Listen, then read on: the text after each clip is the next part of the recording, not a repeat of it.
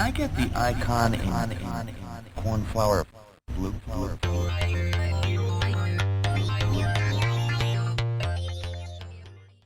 Hey everybody, welcome to episode 20 of Can I Get That Software in Blue? I'm one of your hosts, Chad Tindel. Along with me is my co-host. He loves to make a great remix with all that music gear he has down in Phoenix. Just got back from a long road trip, so he went to his pool to take a dip. Drove thousands of miles and had lots of great smiles, enjoying his sabbatical. The open source radical, Steve Mayzak, everybody. Chad, that was the best one yet, I think. Thanks, man. Well, I spent a lot of time on it last night. That road trip, by the way, I drove 4,000 miles. 4,000 miles. Where all did you go? Yeah, I went to Monument Valley first, which is right outside of, it's right on the border of Arizona and Utah. That was actually the highlight. And then I went to Moab, Arches, Canyonlands, Grand Teton, Yellowstone, and then just a bunch of cities. Now, were you actually driving, or do you have a self-driving car and you just kind of were checking? No, I was driving Reddit.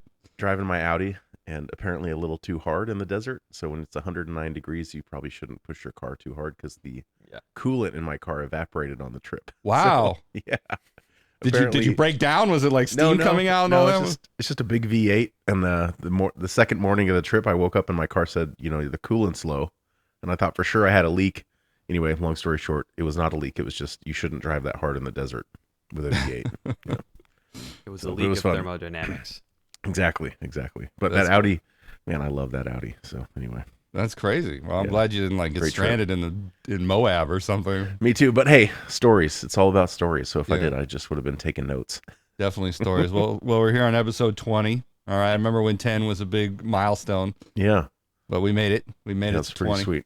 Pretty sweet. And, the last episode that we published was episode 18. I haven't put 19 up yet. Gaurav's episode. It blew up fast. Lots of people sharing it on LinkedIn. People that never commented on it before. So they like the VC topic. Yeah.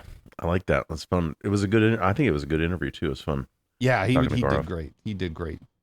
All right, well, let's move along here. We're joined today again by a special guesty host. He's been on the pod twice before and always joins us whenever we talk about something crypto related. He's a real smarty and coming fresh from an Ethereum merge watch party. Here to help us see through the trees, Forrest Collier. Thanks for joining. Hey, absolutely. Thanks for having me, as always. Glad to be here. Did you actually join a watch party last night? I'm sure you did. I did. The event it's one of those things where it's not a physical event, so it flipped the switch, the merge happened. It's, Ethereum's now proof of stake, and everyone's like, okay, so do we go, do we click the X button and close the browser now? Or, what do we do? So watching your odometer roll over from 99,000 to 100,000, something like that. Exactly. That's posterity only. It's done. So what does that actually mean? Just real briefly here. Yeah, I think relevant to a lot of conversation we're going to have today around NFTs and this whole topic because of the sustainability conversation, et cetera. But the Ethereum merge that just completed last night, based on the time of recording, is a monumental shift in the public blockchain protocol Ethereum, shifting from a consensus mechanism called proof of work, which focuses on sunk cost and Sybil attack resistance through basically wasteful hashing and energy usage through compute resources, to proof of stake, which is an economic consensus algorithm based off of your skin in the game in the native cryptocurrency related to Ethereum. And so this proof of stake algorithm, most notably is setting the stage for future development of the protocol, which is important. But it also means that the energy usage for operating the Ethereum network and executing transactions on it is reduced by 99+%, estimated 99.5%. So a lot of the concerns around energy usage are now ameliorated. So that's a big change. What about other impacts that it might have? Does it make it, will gas fees go down? Does it make it cheaper to do a transaction faster? Is there more throughput on the network now or anything like that? No, this is really a fundamental change to the operating model that will set the stage for the updates that come in the future. We're looking at a 4 or 5, maybe even 6-year roadmap for the rest of this protocol development. Protocol development takes time, more time than I think people would like. But this will not affect transaction fees. This is not going to affect scalability. But in the future, you will see updates made on top of this foundational change to do that. Now, when I don't know what you call it, they forked Ethereum before after the major DAO hack, right? That's what they talked about in the book. and the original network kept running. Like some people just kept it going, right? So there was Still this. is. Yeah. And so is that true now again? Is there like 3 versions going or? Yeah, more or less. I mean, I think a lot of people give a lot more weight to a fork as a negative event than it actually is. In reality, all a hard fork is in the blockchain space is a relevant number of people deciding that they want to operate using old protocol rules that are not compatible with a set of new protocol rules. So then you have a fork in the road, quite literally, where people are creating new blocks on a blockchain for the old protocol rules and now for the new ones. And so that's really all it is. And that's where Ethereum Classic came from after the DAO hack. And that's where what's happening right now with miners deciding we want to keep proof of work. We don't want to move to proof of stake because they don't have the type of earning potential anymore. Well, they've for their invested compute in all resources. the expensive mining gear and custom ASICs and everything, right? Yeah, well, that's the beauty of the space. You get to decide what protocol rules that you would like to support when you run a node client in a decentralized network. And so I fully support people who exercise that right, even if I don't agree with their choice of protocol rules. Well, who's going to keep using the old network besides like the old miners, I guess? That's the reason why I don't think this, as opposed to Ethereum Classic, which had a genuine philosophical reason and some degree of usage back then, this ETH POW network that survived, I don't think it has legs for that very reason. I don't think people are going to physically use it as users. It's really just miners trying to preserve their ability to mine and make money. People who have more Ethereum now have more sort of votes or control over the network. Is that how you would describe it? Because they have a bigger stake?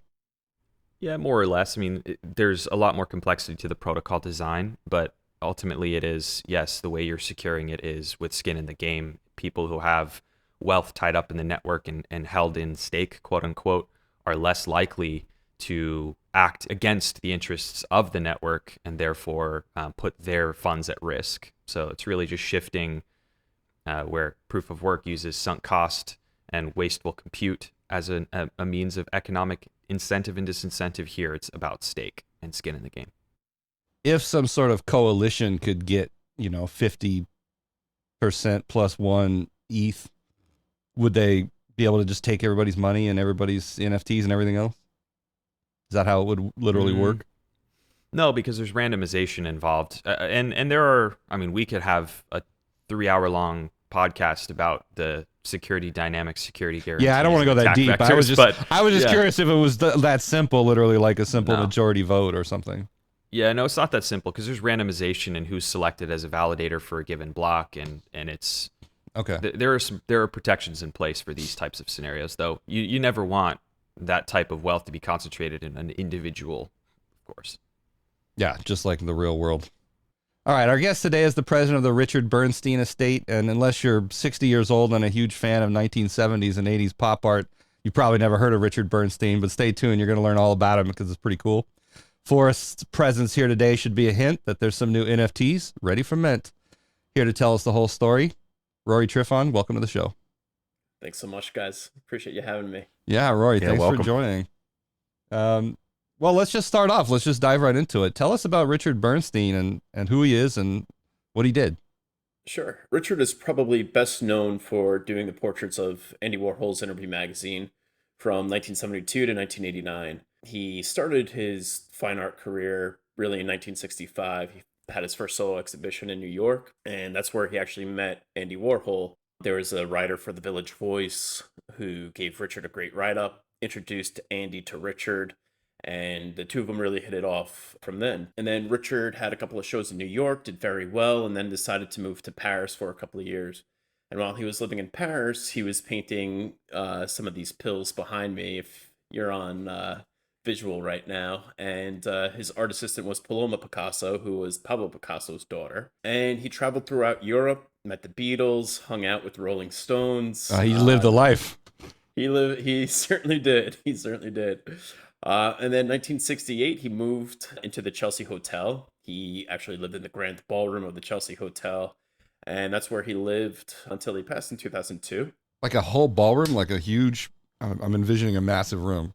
It was massive, yeah. So the ceilings were like 30-foot high ceilings. It was just one big, massive studio. It was awesome to go see. And as a kid, you're just like awestruck by it. And, looking back now, knowing all the history of the Chelsea Hotel, it's pretty cool that he was there throughout everything. Well, this was back when New York was cheap. Yeah, New York was cheap. So his rent, I think it was like $675 a month. And that's what he was paying until he died, too. Like, it never changed. That was fixed? Wow. Must be nice. Yeah, it was nice. It was definitely nice. But, it allowed for this whole artist community, right? Like, I mean, artists back then certainly didn't make a lot of money like they do nowadays, right? So, you needed to have those sort of subsidized housing like that. And that's what the Chelsea Hotel really was. And then, yeah, like I said, he did the covers of Andy Warhol's Interview magazine. That's what kind of made him more well known. He did some album covers for Grace Jones, which you can see behind me also. As I was digging into the estate, Richard was really one of the first artists to really utilize digital technology to create fine art. His first portrait was in 1983, 84 of David Bowie that he did on a computer. He did album covers for Grace Jones in 1987 on something called the Quantel Paint Box, which is really the precursor to Photoshop now. And in the 1990s, he was working on the computer to do, he had this whole digital series that he debuted. And yeah, he was one of the pioneers. All right, so you want to show us some art today. We're looking here for anybody who's listening on audio. If you want, we'll put the links in the show notes, and we'll just spend a minute here looking at some things. If you're on YouTube, you can see it. So what are we looking at here today? So this is called Double Warhol. Richard took a photograph of Andy Warhol. He put it into the Quantel Paintbox computer and created a 3D image of it that he then translated back onto a canvas. This was part of his early 1990 digital series that he debuted. So this is actually a painting, but it's a painting of a digital rendering. Okay. Yeah, exactly. So he did the digital rendering. He then silk screened it and painted it. There's also gold leaf and diamond dust on there too. And yeah, so that was, part of his 1990 series. And how much is this painting worth today? Like the actual painting? What are we talking about here? Really anywhere between $450,000 and $650,000. Okay. And this painting is famous because it's the first one that he did digitally? It's one of the first from the series, yeah. So his first one was actually 1983 of David Bowie, and this was his later series. Got it. Let's see. Mick and Madonna. Yeah, that's Mick and Madonna. So Madonna is upside down, Mick Jagger, obviously. That also he did digitally rendered, translated back onto a canvas at the very end. And then he, did this whole spin art series, which, if you guys are familiar with Damien Hirst, this predates Damien Hirst by like 15 years or so as well. And, obviously like the Pill series that Richard did was like 30 years before Damien Hirst. So he was really the precursor to a lot of trends that people were utilizing later on. So Rory, the machine he used, the Quantel machine, Yes. that was used in TV production back in the day. Like that was the Yes. one of the first digital kind of graphic workstations. How did he get access to that thing? Did he have one, or did he just go to a local No. television station? Yeah, so so there was like computer labs that like people would go okay. to Yeah. and use it there. So like other artists like Keith Haring, David Hockney, Richard Hamilton, those are like some of the other artists that were also using the Quantel Paintbox at the time to create this whole revolution as far as, like a new medium in artwork. There's actually like a really cool documentary that people could see on YouTube called Painting with Light. And it's David Hockney actually sitting down and using the Quantel Paintbox and, seeing what his output was. But, over the years, it got a lot more sophisticated, and Richard was doing this. And now we have all the tools that we have today, which is much more sophisticated. Yeah. Well, I was Googling it while we were talking earlier, and that company eventually got bought by a company called Grass Valley, which Grass Valley, for those that don't know, is a company that like is experts in live production. So they like produce the NBA games and things like that. They have a lot of technology to do that. Pretty interesting. Anyway. Yeah, that stuff evolves pretty quick too. Yeah. All the on-screen graphics, real-time things. Yeah. All right, what is this one? This one looks a little more intense here. Yeah, it's a little more intense. Sorry about that. You may want to cover that. That's up, all right. but, We don't have kids listening to this. A little bit of nudity for anybody who's listening. Yeah. Nothing crazy, but yeah. So this can definitely tell us from the 70s or the 80s, I guess. Yeah. Yeah, well, this is actually 1969. Okay. So Andy Warhol hung out with a very famous trans person. Her name was Candy Darling. She appeared in a lot of the Warhol films. So this is a painting that Richard did of Candy Darling in 1969.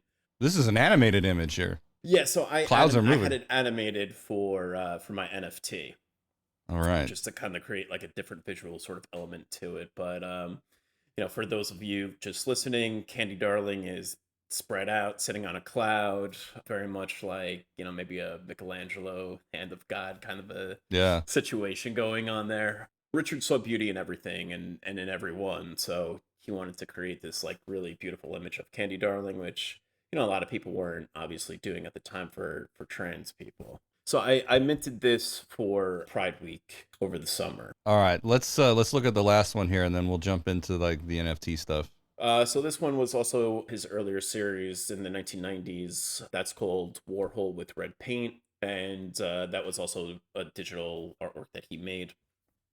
For those of you just listening, it's a blue background, turquoise Andy, and this yellow square in the middle of his face, and red paint splatter. The colors are really striking, though. It kind of reminds me of I don't know, that 1990s. I don't know what it's called, where it's like teal and it was on everything. Yeah. It was on like cups and paper plates and stuff. Yeah, yes. It seems like it kind of flowed out of this type of art, maybe.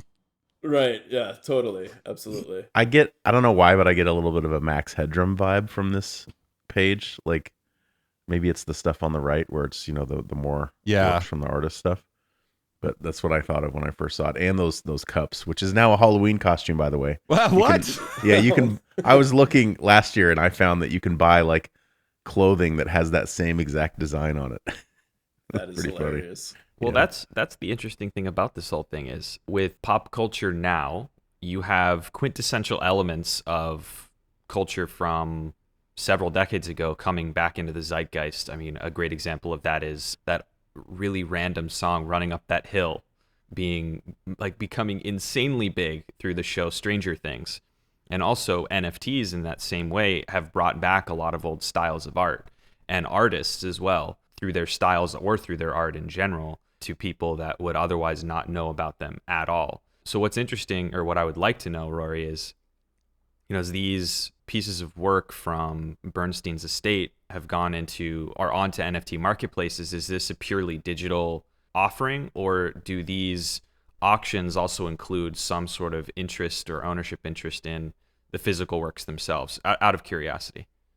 One thing that, to touch on what you were saying before, is that this is, for me and the estate, like, I think a great way to really storytell. And for those people who maybe don't know Richard, or he was overlooked, or, Chad was saying at the beginning, unless you're a fan of the 1970s and, like a hardcore fan of Andy Warhol, maybe you haven't heard of Richard Bernstein. So for me, as, the estate, it's vital to really perpetuate his legacy, and I feel like this is a great medium for that. A lot of these works, while they don't come with an original painting, this Warhol with Red Paint, it does come with a print. It's a one-off print from the estate. Some of the other works we have allows you access to like VIP events that we have. For instance, in a couple of weeks, the Warhol Museum is doing an exhibition based on Richard Bernstein and Andy Warhol's work together. So there's going to be a VIP event. So it'll gain you entry to that, and also like certain like t-shirts and merchandise and some other things that we have planned with some of these NFTs as well. Oh, so the NFT does include some utility to get you into these private events. Yeah, exactly. And I think it has to, right? In order for the NFTs, this is just, maybe semantics, but I kind of hate the term NFT. Like I prefer digital asset, because that's what I think these are, right? Like they're digital collectibles from a famous artist who is also a pioneer of this work. And yeah, it definitely gives you utility to, certain things and events going on. The interesting trend line on NFTs or digital assets, fungible or non-fungible, are that as people shift more and more into existing in a digital space, this whole idea of the metaverse, another term that I also don't like very much, but it's representative of something that you see happening every day, people having interest in owning property that exists purely in a digital format. And so right now, I think it's really cool, a cool opportunity, especially for pioneers, at least that's what it seems like to me, like Bernstein, starting with digital art, where this all came from, is something pretty appealing, or would theoretically be pretty appealing to folks in this space. Yeah, no, thank you. Absolutely. It's like, for me, trying to compete with Andy Warhol at a Sotheby's auction isn't going to happen, right? So, like, I feel like this is just a way too to really, continue his legacy, his artwork, and showcase it in a little bit of a different way, but still give people like an opportunity to experience the art in person when we have gallery shows or museum exhibitions, and have them have a little bit of piece of art history as well with it. I see here that this particular NFT, you have it listed for 50 ETH, about $73,000, $74,000 today. Right. How do you, just as a salesperson, I'm curious, how do you set that price? Was that based on a market analysis or other similar things? What? It's really based on having the one of one print that comes with it. It's a 30 by 30 one of one print. And being that this was one of like the rarest images of Andy Warhol that Richard created, he really only created a few of Andy, and this was done digitally. The company that I was working with, Culture Vault, where this is the platform it's on, we really decided that 50 ETH was a fair price for what the artwork was. Got it. That's kind of like a not unrealistic price for somebody wanting a one of one print of the famous work. Is that the idea? Yeah. Yep, exactly. And have you done auctions for other NFTs, or are you sort of just setting the price for all of them? So with Super Rare, I have it set as people could bid on it, make an offer. But no, I mean, nothing. So to be perfectly frank, I've really just started, with Super Rare and these other platforms as well. I think in the future, I'm not really at liberty to say, but I am working with an auction house now to do something in December during Art Basel. They're going to be auctioning off some digital plus some physical items as well. Are you going to be down in Miami? That's in Miami, right? That is in Miami. You going to be down there for that? I wouldn't miss it. I love Miami. Miami's a great town. I believe I totally agree with you. I totally agree with you. I'd move there if I could, to be honest. Yeah, same here. Same here. So that'll be exciting. And, again, it's like, for me, I just want Richard to have exposure, right? And for people to know this history of art that not a lot of people know. And, it's a side of Andy Warhol that not a lot of people talk about or really see. I don't know if you guys saw the Netflix series, the Andy Warhol Diaries. Even though in the real diaries, Richard is in it a lot, he wasn't mentioned, but the Interview magazine covers were quite often. I don't want Richard and his legacy to get washed over. So this, I think, is a great opportunity for me to really, propel him. Where would you say people could go to get that download on Bernstein's legacy, the story? Obviously, we're getting a lot of good, interesting information from you on this, but if someone wants to dive deeper, where would you recommend? I produced a book in 2018 called Richard Bernstein Star Maker, and that really talks about his childhood, his artwork, his meeting with Andy, all of his work for Grace Jones. So that would be, really like a great place to start. Rizzoli published it. They really did a beautiful job with it. So currently I'm working on doing, a lot more content on my website, richardbernsteinart.com. Again, just to educate people and go piece by piece, because obviously he's known for doing the covers of Andy Warhol's Interview magazine, right? But like each cover also tells its own story about where we were as a culture at the time, why the celebrity was on the cover, what they were doing. So I find that to be interesting as well. Are there any particular Interview magazine covers which are, I don't know, known as iconic, or like the key ones or something like that? Yeah, there's a couple. So Rob Lowe is one of the key ones. That was 1984. Yes, that's the Rob Lowe one. So this is a painting, right? The technique it started from a photograph. So a very famous photographer, if your listeners know, like Matthew Ralston, Herb Ritz, Albert Watson, these were like the top photographers of the time. They would take the photograph of the subjects, and then they would give their silver gelatin prints to Richard. Richard would then crop them and blow them up, and he would airbrush them, use collage, pencil, just a lot of technique that went into each individual one. And then, the Madonna. So Gucci opened up a store in New York City on Wooster Street, and they actually reissued that Interview magazine, and they used that image kind of everywhere. Yeah, that's the one. And it's great. It was a December issue, and you could see like the berries in her hair, and it's just Madonna in 1984 was a very different Madonna. I mean, she changes every year, but Yeah. she she was very much like like the lace and that Madonna phase, the black lace gloves. And Was this everything else. like a virgin time frame? Rory, in this Yeah, one, I go could easily see him swapping out Madonna for David Bowie. Like right. I get David Bowie vibes from this one too. What's the berries all about in her hair? So those are like it was Christmas. It was the December issue. So Okay. So funny enough, so Richard and David Bowie were friends. David went to Richard's art openings in the 1970s, and they all kind of hung out together because that was the life back then, right? Yeah. And so Richard always wanted to paint David Bowie for the cover of Interview magazine, and Andy, who kind of famously told everybody that they would be on the cover, did not do it for Bowie, and I don't really know why, but I don't think they got along too well. That was really the impetus for Richard doing the portrait in 1983. Richard wanted to just paint him, and so he did. I actually have it right here. I'll hold it up here. Oh yeah, okay. That's a print of the painting, I'm guessing.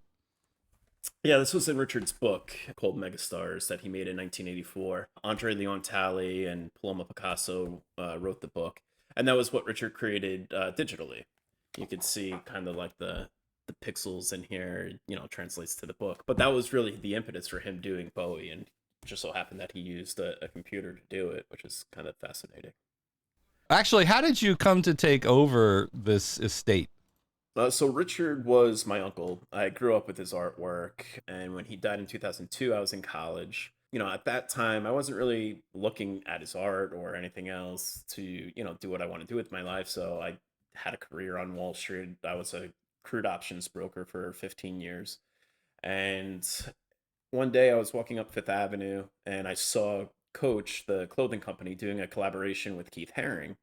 And I was like, I know my uncle was friends with Keith Haring, and their estate is doing a great job perpetuating Keith's legacy. And I was like, if somebody doesn't do something, then it'll be lost forever, right? So I was like, okay, I'm going to catalog everything. And then I produced the book that Rizzoli published in 2018. That was followed by a solo exhibition at a gallery named Jeffrey Deitch. And then, funny enough, Coach did do a collaboration with me. So it really kind of came full circle. Oh, that's funny. And then the Warhol Museum said that they want to do an exhibition of Richard's work. And that's kind of where we are today. So, it started happening, and I was like, I need to focus on one aspect of, my career. So I was like, I'll just do this.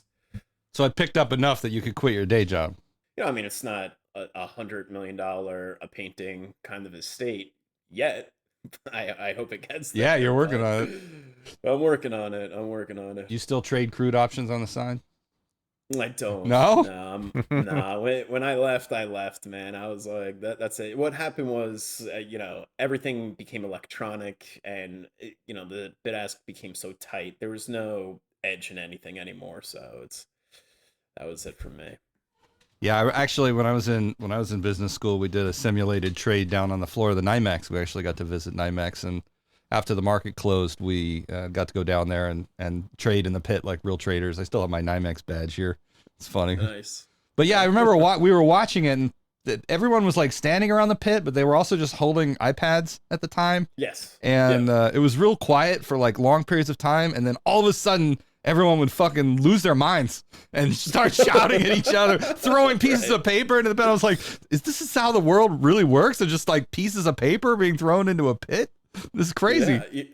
Yeah, it was really like organized chaos is what it was. And yeah, absolutely. I mean, what probably happened was someone came in with like a huge buy order or sell order, and people just went like crazy. And yeah, those iPads had updated constantly with their models, and but it was a fun time, don't get me wrong, but the business just changed tremendously, and I was just like, I was over it. So found this, so it's been much better. That's a great transition. I bet you have a better quality of life. I do. My liver thanks me, but I'll bet.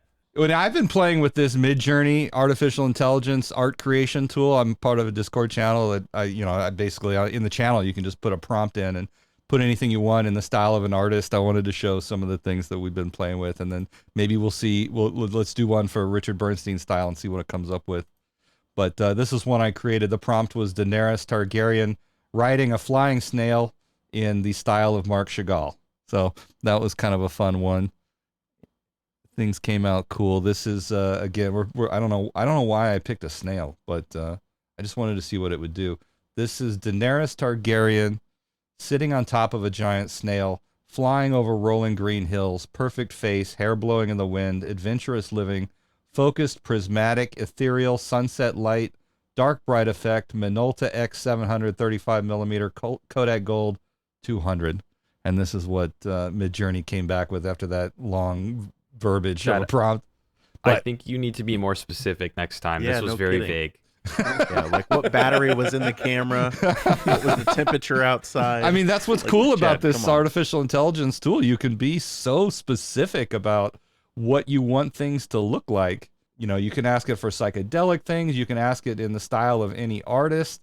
Let's see. This was one that I did. This was Winnie the Pooh and LeBron playing basketball, Pixar movie style octane render. It comes back with some really crazy stuff. Chad, is it creating the art pixel by pixel? I don't know the actual internals of how it works, but basically it's scoured the web, looked at every publicly available image basically that's on the web, and they can screen it. So it's like, you know, the training set is, they filtered out pornographic images and things like that. And if you try to put in certain words, it's blacklisted. So they don't want it being used to create pornographic images. They want it being used to create whatever artwork.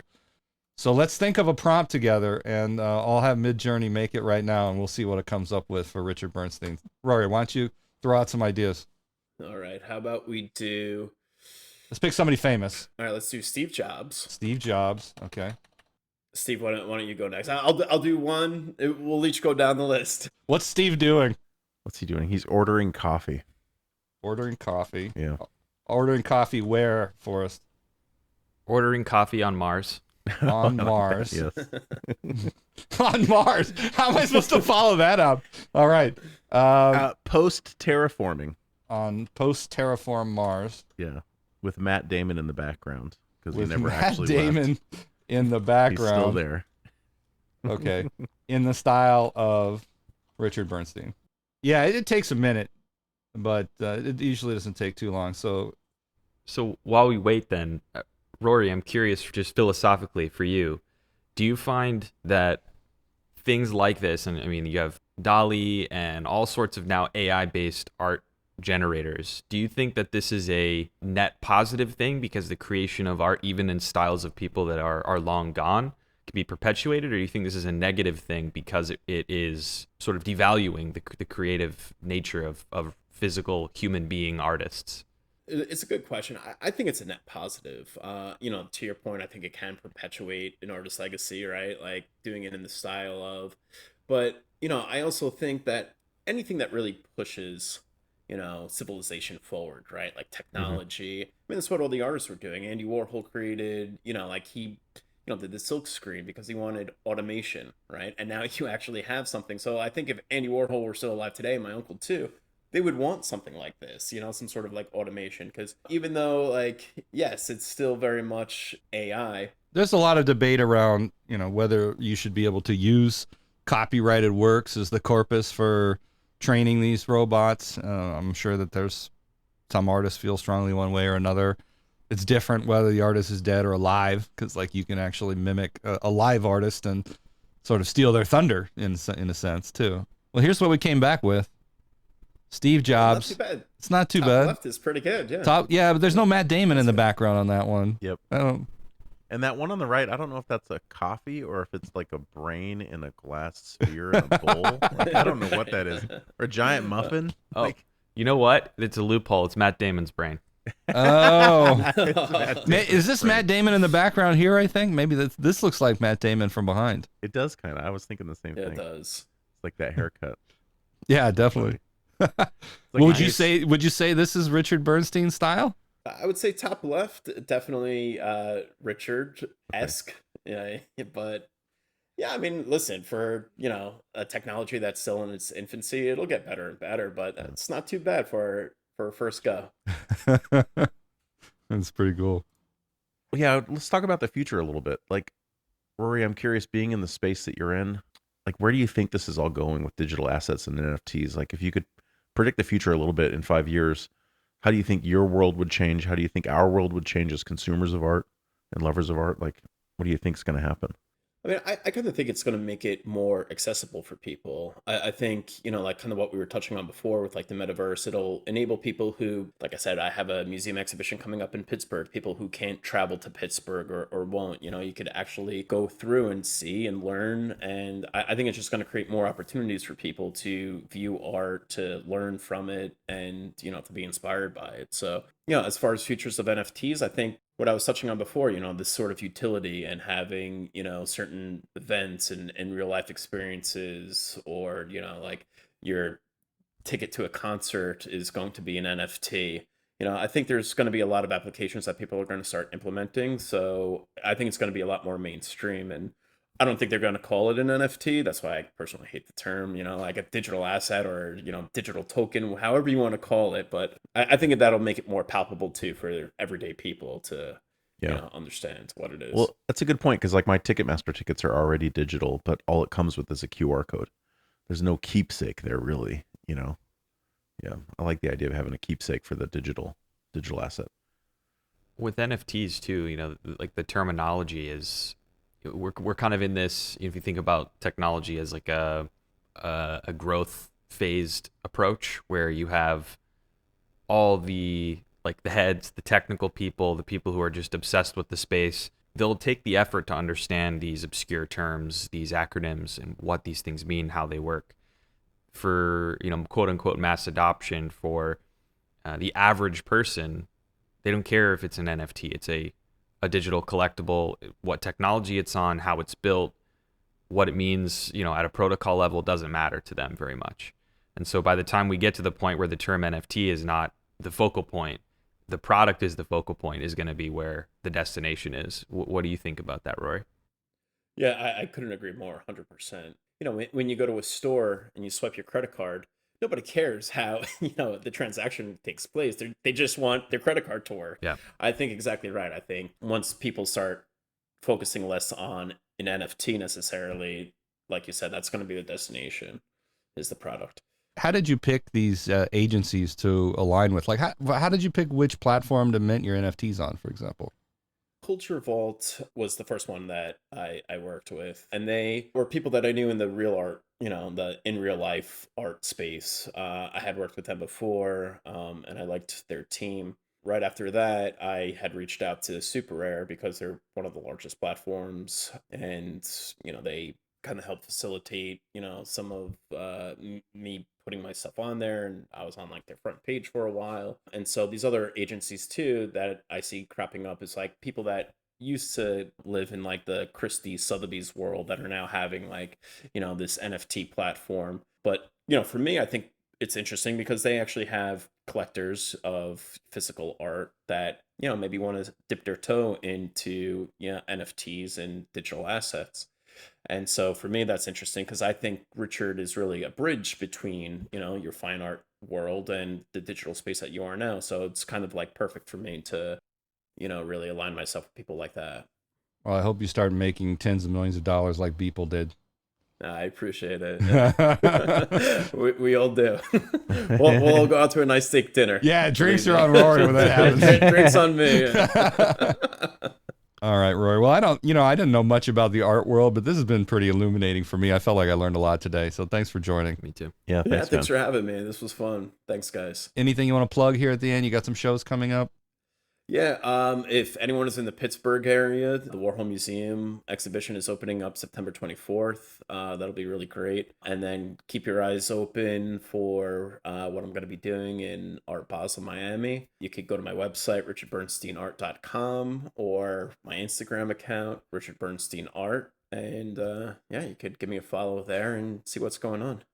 All right, Rory, thanks for joining. Thanks, guys. I appreciate it. All right, good luck with everything. Thanks so much. Talk soon. Well, Steve, this is kind of an abnormal episode for us. We're talking about art more than enterprise technology. I hope our viewers will indulge us a little bit, but we're going to keep going on this. I'm not much of an art person. I don't know that much about painting. I'm more of a musician, but I have seen a few artists that have popped up on Reddit here and there, and I really like their art. I'm going to show some examples, and then we're going to bring in our guest here. Let me share my screen really quick. So about 4 years ago, this artist, Matthew Robertson, put this painting up that just caught my attention because I really like the style, kind of like the swirly circle style here. This is a bear eating a fish, and he's on Instagram here. His Instagram is matter_art. He's got a lot of cool paintings, and I just felt this style was unique enough and iconic enough. I reached out to him and I asked him if I could commission a painting from him. And he said, yeah, what do you want? This is his website, matterfolkart.com. So you can see some of his stuff and buy it here. And I said, look, I want a dragon playing a trumpet. I'm a trumpet fan, and I like art that has to do with trumpets. So this is what he made for me, actually. And it came out really good. And it's up on the wall in our bedroom. So I see this every day. Like I said, I'm not like a huge collector or anything, but this was a fun one just because I had a commission for me. And then there was another artist named Josh Beyer who put this painting up on Reddit, and I saw that. And, we were talking with Rory about Art Basel and how much we both love Miami. And this just obviously is a painting of Miami in super unique colors, and the colors popped out to me. So I liked that, and I showed it to my wife, and she saw this other one that he did of a power line, but she really liked the style that he had done. So I bought this for her. She didn't know. She just told me she liked it. I bought it, and it literally just sat on the floor in my office for like in the envelope for like 3 years. And our 10th anniversary was earlier this year, so I'm into woodworking. I made a frame. I framed this for her and gave it to her for our 10th anniversary. She was like, "What is this?" I'm like, "I remember you told me this painting like 3 years ago." She's like, "You bought it?" Yeah, you've just been holding on to it. So I bought a few of these, and a couple months ago, I saw this artist, Bobby Zeik, and because I'm a trumpet player, I was hanging out in the trumpet subreddit. I mean, I'm subscribed to that, and I see what comes up. And usually it's just people asking questions about music and technique and things. But he had posted this painting that he did of Miles Davis, and it just really stood out to me. And I was like, oh, I got to see if that's available. And I want the painting. I don't want the print. It was still available, so I reached out. I bought it from him, and I'm still waiting for it to arrive. I think he hasn't shipped it yet. It's on its way. So I'm looking forward to putting that one up on the wall. But let me give him a little intro here. I met him on Reddit, but as the artist, he gets all the credit. His paintings are on fleek. Bobby Zeik, welcome to the show. Thank you for having me. So Bobby, thanks. Your art is really, really cool here.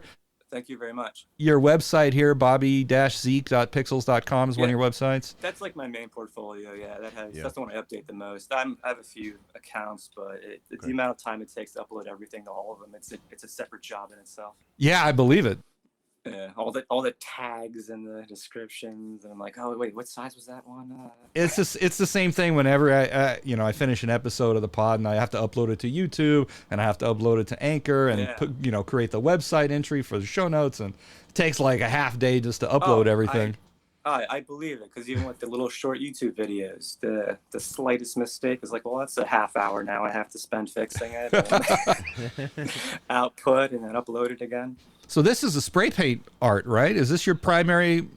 Spray paint is my primary. That's a mixed one. That one, like, I'm pumped for you to get that because there's a lot of details in person that are gonna pop. Like his initial layer that's black, like the silhouette, is all this textured paper, and there's like little like skulls, and like it's slightly raised, like it's not flat. Yeah, I can see that on his face. There's like little, I don't know. Yeah, you can see that.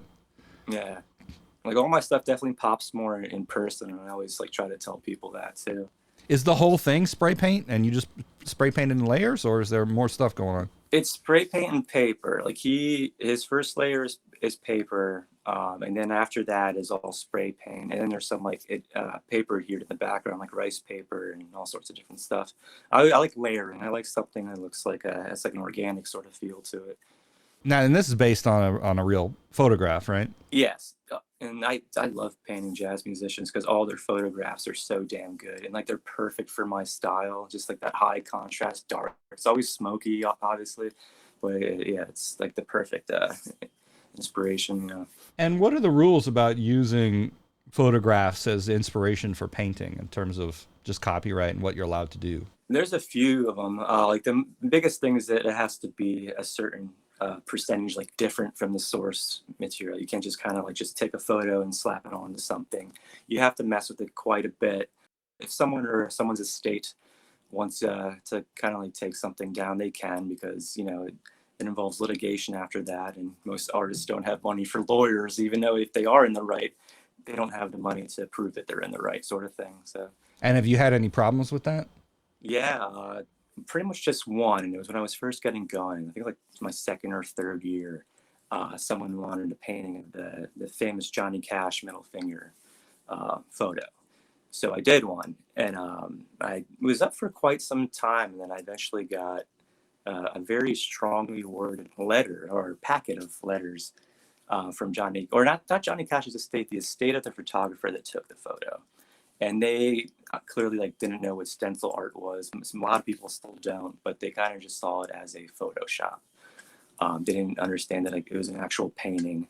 I explained it to him. I'm like, hey, I'm just, you know, I'm up and coming artist, you know, spray paint. I love Johnny Cash. It's not just a Photoshop. And then they were like, fine, just don't do it again. Well, that's pretty cool. At least they didn't give you a hard time. Were you a graffiti artist? How did you get into the spray paint world here? A little bit. I tried. I was always a stencil guy. And we would do these things called wheat pastes, where you pretty much just do the image onto like thin paper, almost like wallpaper. And you just cut it out, and then you use this stuff called wheat paste, which is almost like wallpaper paste, and you just smear it on the wall. And it's much quicker than graffiti. Yeah, no graffiti. I don't have that kind of sort of a creativity or style. Yeah, it's its own thing. Well, you have a lot of creativity and style here for sure. That's one of the few that I don't have is graffiti. Got it. So, Bobby, will you do commissioned artwork for people if they want you to create something custom? Totally, yeah. Okay. And as an artist, like, how much of your work is original stuff that comes from you that you put out there versus like people coming to you asking you to create stuff? I'm just curious, like, what the balance of work is for you. I mean, the balance of work, it's like 80-20, 80 me, 20 commissions. But then also, like, I don't always post the commissions. Yeah. And I also don't do as many as I used to.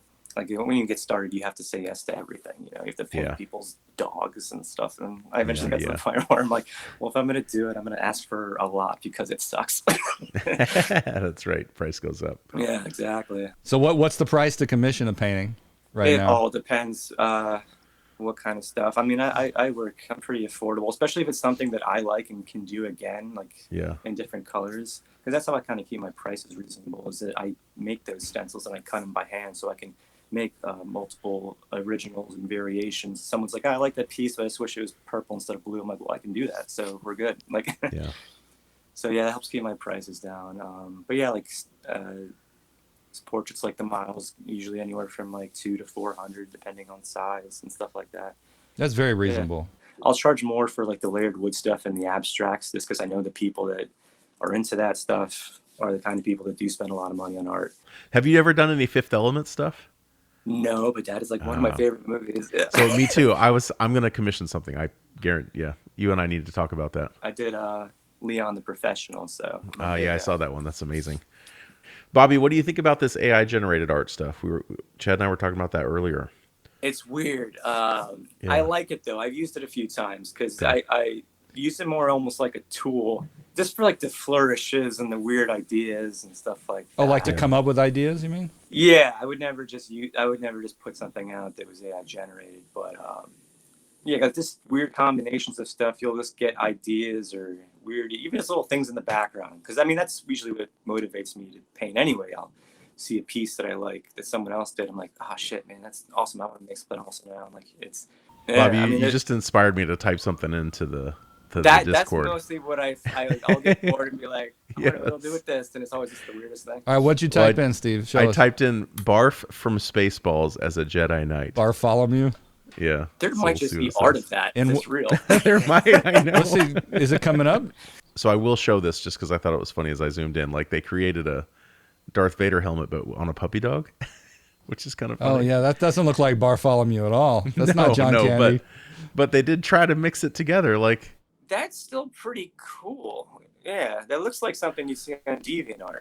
Like, Yeah, it totally does. That's Yeah. a great reference. Yeah, All right. Well, everybody should email Bobby and ask for a commission if you like his art, because I know. we want to support get artists Barf here. dressed up as a Jedi. Yeah, if you want Barf as a Jedi, he'll make it for you. Riding a giant snail, right? That one you might have to do the AI. Yeah. All right, Bobby. Thanks for joining. This has been really fun. And Awesome. Yeah, thank you for having me. Yeah. Cool. Thanks, Bobby. Your artwork's great. Thank you. Take care. all right, well, this episode's been a little different for us, Steve, a departure from our typical format. But episode 20, we wanted to do something special, something a little bit different. We'll return to the enterprise sales and architecture stuff, businessy stuff next time. But if you like this episode, share it out on LinkedIn, share it on Twitter, and let's get Bobby some commissions.